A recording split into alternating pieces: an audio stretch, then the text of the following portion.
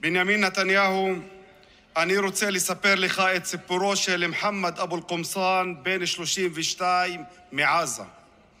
ניסיתי חודשיים לפני המלחמה ולאחר מכן חווינו את מסע הגירוש. חברת הכנסת גוטליב. עברנו ממקום למקום, החל מהצפון ועד שהגענו לדיר אל-בלח. בשבת ה10 באוגוסט נולדו לי תאומים, בן ובת, אסר ואייסל. וזאת לאחר ניתוח קיסרי קשה שעברה אשתי, דוקטור ג'ומאנה ערפי. שמחה מילאה את ליבנו בבואם של ילדינו הראשונים. ההתרגשות הייתה בלתי ניתנת לתיאור. בבוקר יום שלישי ה13 באוגוסט יצאתי בשמחה לבית החולים. הוצאתי את תעודת הלידה לתינוקות שלי. מתוך שמחה שלחתי לאשתי תמונות ותעודות הלידה בוואטסאפ. אחי לא ענתה. באותו הזמן קיבלתי שיחה מאחד השכנים ששאל אם אני בסדר. עניתי, אני בסדר. והוא אמר לי, הדירה שאתה שוכר הופצצה.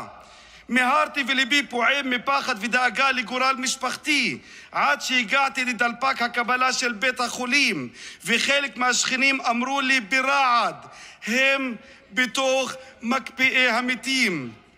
לא עברו 10 דקות מאז הוצאתי תעודת הלידה, ופתאום אני מוציא להם תעודות פטירה. התמוטטתי. בעזה יש 17,038 תינוקות שהמערכת שלך הרגה.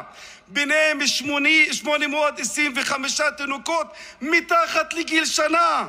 בעזה היום 35,055 תינוקות יתומים.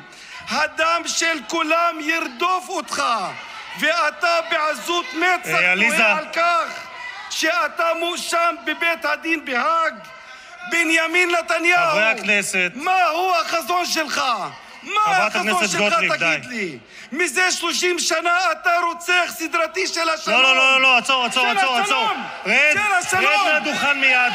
רד מהדוכן מיד. להוריד אותו עכשיו. מה החזון שלך? רוצח סדרתי בקפלן, לא פה. רוצח סדרתי של השלום זה אתה.